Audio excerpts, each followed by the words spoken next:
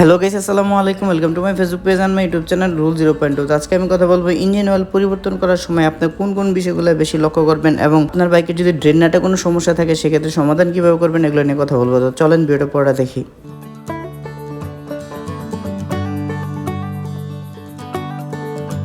Engine oil পরিবর্তন করার পর কিংবা ইঞ্জিন অয়েলের যে ড্রেন নাটটা থাকে ওই ড্রেন নাটের জন্য বেশিরভাগ মানুষ আমার কাছে কমপ্লেন দেয় যে ভাই ড্রেন নাট চুয়ে চুয়ে 1 ফোঁটা 2 ফোঁটা করে ইঞ্জিন অয়েল পড়ে। তো এটা পড়ার একমাত্র কারণ হচ্ছে আপনার বাইকের ড্রেন নাটে যে ওয়াশাটা থাকে ওয়াশাটা যদি সমস্যা দেয় সেক্ষেত্রে এই সমস্যাটা হয়। তো আপনি যখন ইঞ্জিন অয়েল পরিবর্তন করবেন তখন চেষ্টা করবেন ড্রেন নাটের যে ওয়াশাটা থাকে ওয়াশাটা প্রতিবার চেঞ্জ করার জন্য, কারণ এই ওয়াশার দাম হচ্ছে 15 টাকা নিবে। তো এটা পরিবর্তন করলে আসলে কোনো ঝামেলা হয় না। তো অনেক সময় কি যে এই ড্রেন নাটটা যখন খুলতে গেলে দেখা গেছে ওয়াশাটা একটু 19-20 হয়ে থাকে, তখন দেখা গেছে একটু প্রেসার দিলে ওয়াশার যে প্যাচটা থাকে প্যাচটা কাটা যায়। ওই প্যাচটা যদি আপনি ওই পুরান ওয়াশারটা থাকা অবস্থা যদি আবার ড্রেন নাটটা আপনি লাগাইতে চান সেক্ষেত্রে দেখা গেছে আস্তে আস্তে আপনার যে ইঞ্জিনের যে প্যাচটা থাকে ওই প্যাচটা কিন্তু কাটা যেতে পারে। আর ওই প্যাচ কাটা গেলে কিন্তু আপনার বাইকের ভালো সমস্যা হবে। তখন দেখা গেছে আপনাকে গেটি কিংবা বেশি করে সিল ওয়াশা দিয়ে দেন আটকাইতে হবে, তারপর সমাধান হবে না। তো আসলে এই জিনিসটা লক্ষ্য রাখবেন, প্রতিবার ইঞ্জিন অয়েল পরিবর্তন করার সময় ড্রেন নাটে যে ওয়াশারটা থাকে ওয়াশার অ্যাটলিস্ট পাল্টায় নেবেন। তো এটা হচ্ছে 1 নম্বর সমস্যা। 2 নম্বর হচ্ছে ইঞ্জিন অয়েল যেখান দিয়ে আমরা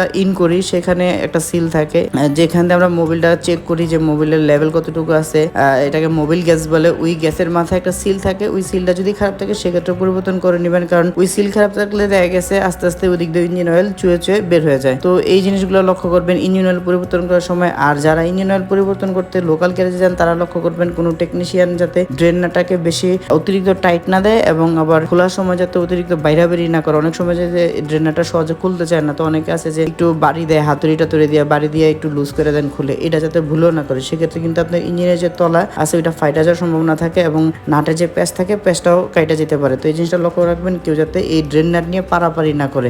ইঞ্জিন অয়েল ড্রেন করার সময় লক্ষ্য রাখবেন এবং ইঞ্জিন অয়েল যখন দিবেন তখন আপনি লক্ষ্য রাখবেন। তো সবাইকে অসংখ্য ধন্যবাদ কষ্ট করে ভিডিওটা দেখার জন্য। পরবর্তীতে কোন বিষয়ের উপরে ভিডিও দেখতে চান আমাকে কমেন্টসের মাধ্যমে জানান। আপনি যদি আমার পেজে নতুন হয়ে থাকেন আমার পেজটাকে ফলো দিয়ে দিবেন এবং আমার একটি ইউটিউব চ্যানেল আছে রুল 0.2, ওই চ্যানেলটাকেও সাবস্ক্রাইব করে দিবেন।